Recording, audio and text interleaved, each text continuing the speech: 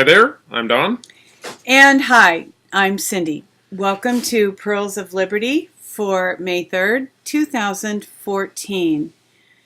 This has been an interesting week with the Fritz Springmeier introducing the Illuminati as wanting to interface with Liberty people, Christians specifically, and a lot of questions were raised here about whether Christians have a right to expect Christian behavior from their leaders. And Don wanted to elicit some responses from some people and posted this question on Facebook. Frankly, I was fairly surprised at Fritz's stance on this. To me, in terms of his response to the King of the World announcement was to put himself in the position of somebody like Daniel that was working for the king of that day and do his best to represent them. And to me, that didn't seem appropriate. First of all, of course, there's the whole question of jurisdiction. But the issue really boiled down to this question.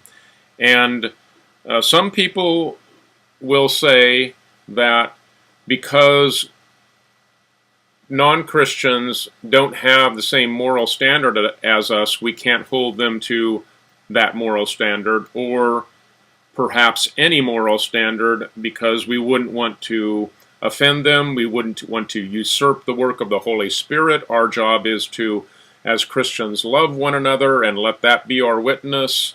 And I just think that's too superficial. I think that there really is more to it than that. And I pose the question this way, and you can see it on the link that Cindy's giving you.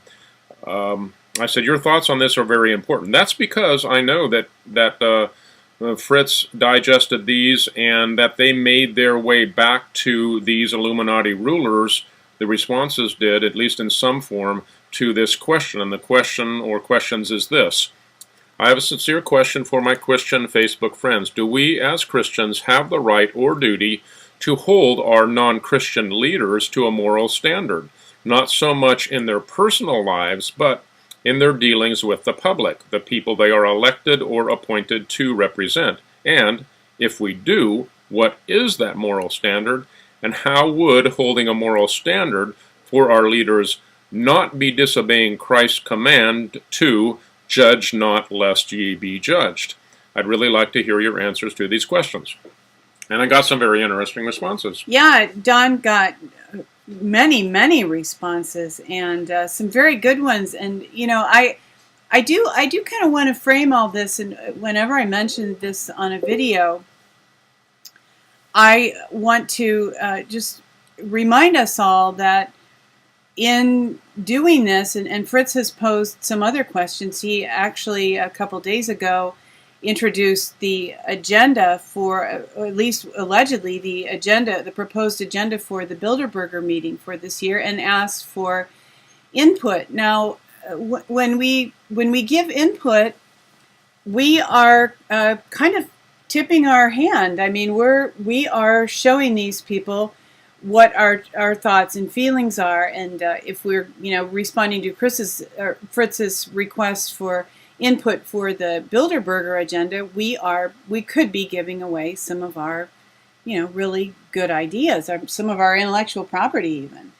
Well, I don't see it quite that way. My responses were basically from a standard libertarian standpoint, and I didn't claim to be speaking for anyone, and certainly anyone other than myself, and certainly not all Christians. And my answers were typically what anyone who is in the liberty movement might say, using different words or whatever. I tried to be brief. So the basic point here is how do these guys have the right to set the agenda? And oftentimes their questions or their subject matter was even couched on these bullet points in the other link, were couched in such a way as to make it obvious that they were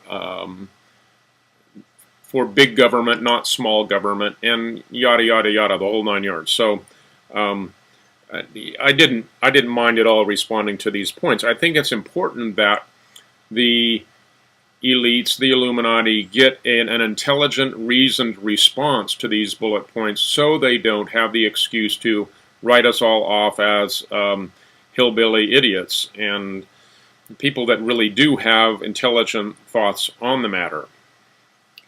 And certainly many of the people who responded to this question that you posed did have intelligent, reasoned responses.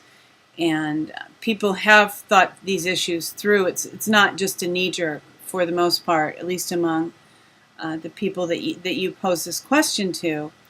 My response is very simple.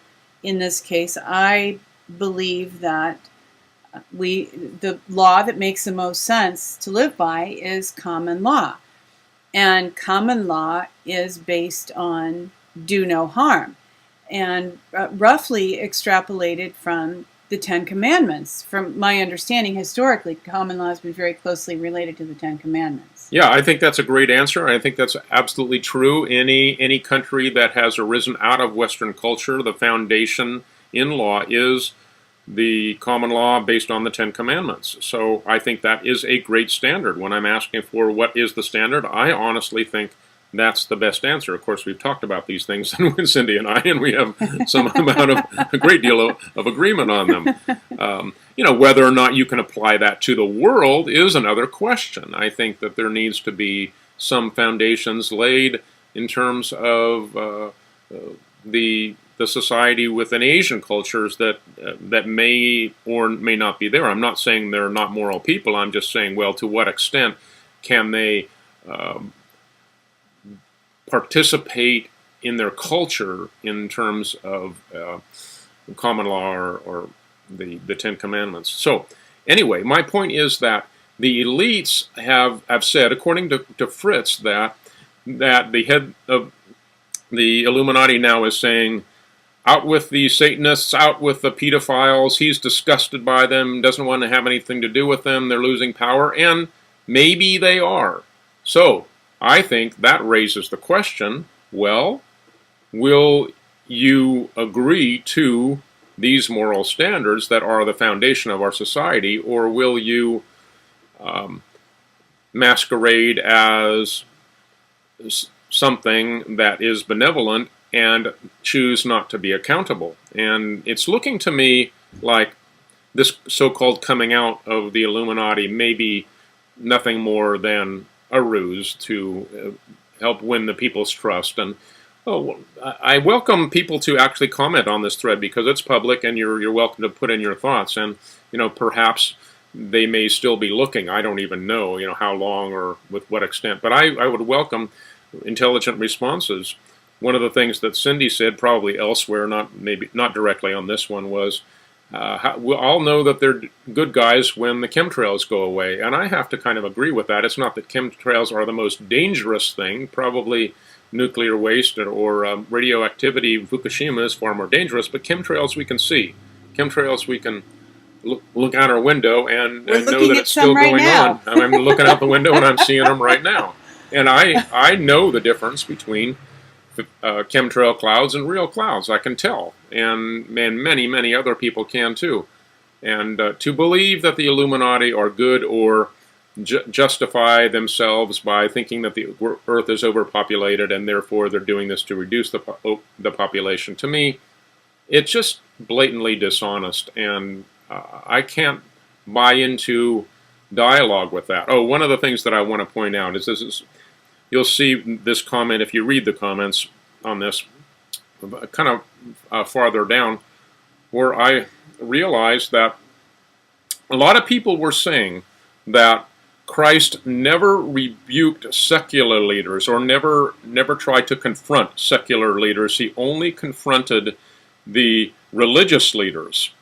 And I realized that that's not really true, and I put this thought in there, that Christ, when the Pharisees came as emissaries from Herod, they said they had word from Herod, so they gave Jesus this warning that Herod was trying to kill them, and Christ said to them, "You tell that fox." Now, if someone is trying to establish a good rapport with leading authorities, secular or religious, he doesn't call them names.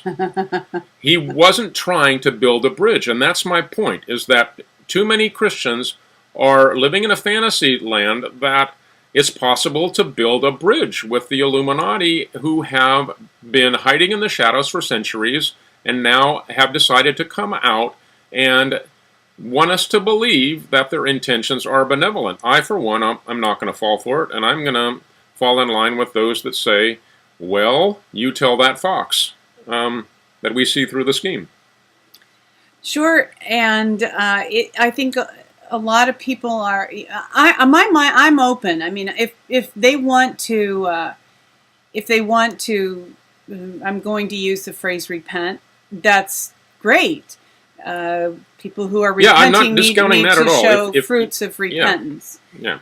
But so far we haven't seen any evidence of repentance, and that's what I'm saying, is that we don't be fooled by, hey, they're saying don't shoot, we are your friends, and then they still hold all this power and do all this eugenics stuff, and we're supposed to believe they're benevolent. I'm not buying it. I think one of the great weaknesses that people have, and I've talked about this at different times on different videos about Christians even having this weekend, is a kind of a rock star syndrome. Everybody wants to be close to fame. Everybody wants to be close to power. And if somebody who is perceived to have authority, power, influence, fame, money, whatever, compliments us or notices us, we're meant to be flattered, and the sad truth is many people are. And I call it the rock star syndrome, kind of, because I think in many, even in local churches that aren't that big, people want to feel that they have the pastor's friendship and approval, because the pastor is the closest thing to celebrity that is, maybe in their day-to-day lives. And ultimately, it's vanity, of course, but we don't realize the power, the level of power that we have directly to God through Christ. We don't use that avenue. We need to glory in our smallness and recognize that Christ walked that road. He was unknown until the last 3 years of his ministry, and then he was, of course, if you read the Gospels in context, not knowing what happened after that, he's a relatively small-time bit player in terms of the power structure. And of course, it's only the world view of since then that sees it differently. So we should learn to enjoy that cloak of humility and the power behind the scenes that we have in prayer and in the supernatural. We'll learn to recognize when God is operating and doing amazing things, and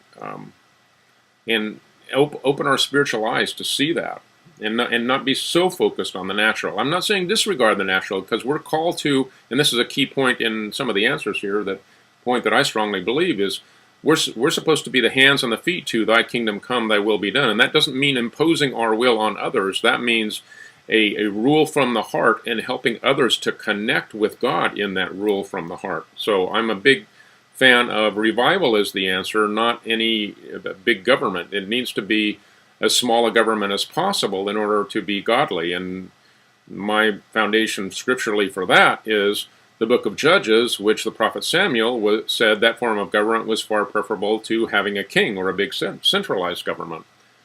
Anyway. Well, I do, since you kind of came back to the idea of community, I just kind of want to emphasize for myself, not to hammer this too hard, but common law is, an agreed upon, if the agreed upon standard is common law, then certainly for non-Christians and Christians. Absolutely, and because common law, the basis of common law is do no harm. I do not want to be in community with somebody who is not committed to doing no harm. Right. Because that's just dangerous. That's so that means that that means I can rob your house, right? That means I can come into your house and you're not going to harm me. Is that what that means? Actually, there are many degrees of harm, and certainly robbery is harm. Yeah, actually, murder of the robber is justified under common law. It is Yeah, justified. yeah, it is absolutely. Because it's it's the And it's not called murder. It's called, you're defending yourself and your property. right. It's called Yeah. self-defense. Yeah, right. In common law, the focus is on the perpetrator.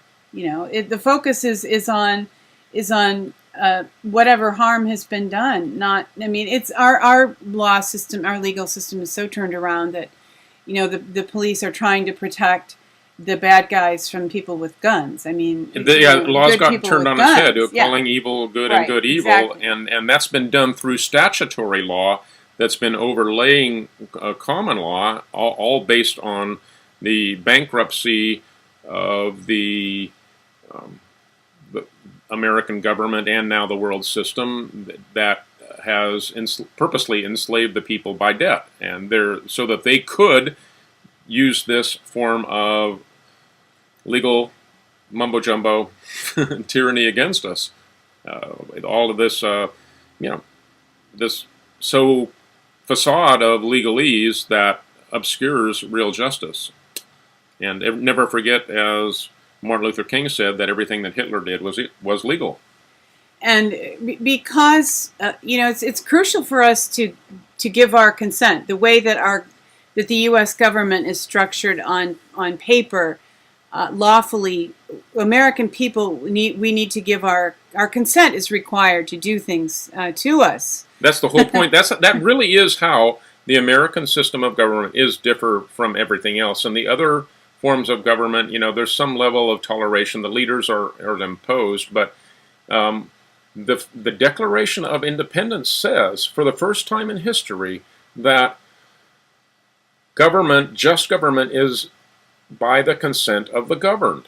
And I'm not saying that's the first time that's happened in history, but the first time it's been articulated as what just government is. And therefore, as Americans, we have the right and the duty to stand strong for that and not to cozy up to someone who says, well, I'm a benevolent king of the world. No, who gave you that title? And I didn't consent to that. So right, and what you were talking about before, though, at the time of the bankruptcy, there were agreements entered into representing the American people, but because there was no transparency, we did not give our willing consent, and those agreements were entered into through fraud. right. And a contract that is entered into through fraud is null and void.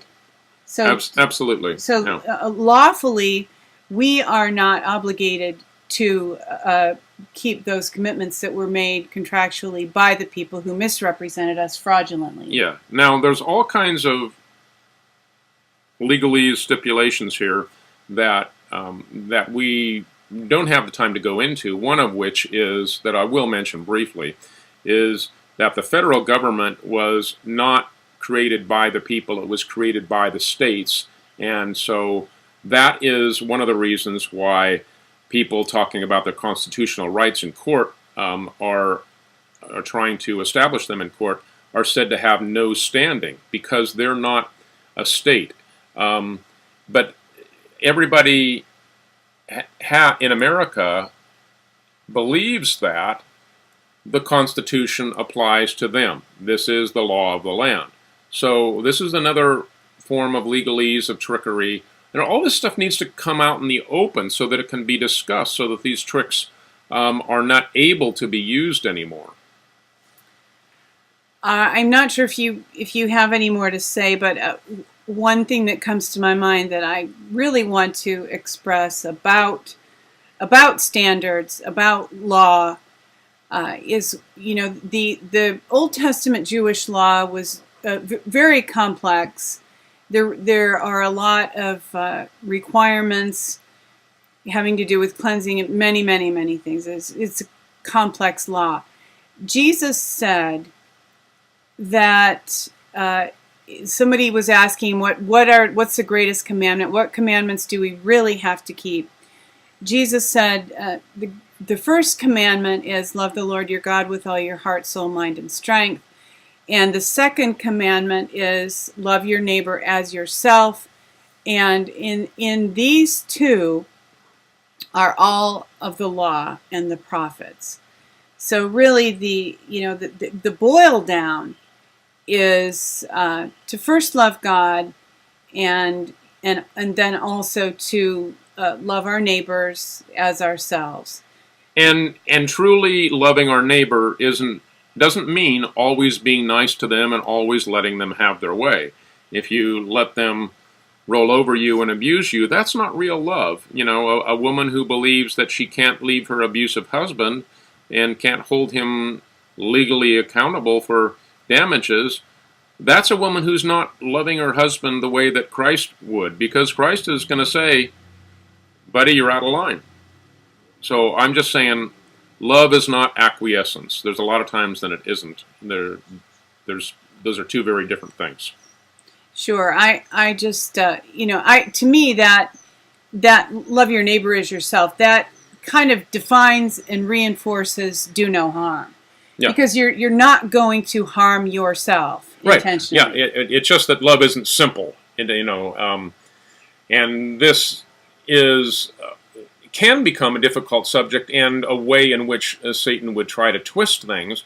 But God has given the conscience to recognize right from wrong and to know what real love is. And oftentimes, real love is not that simple.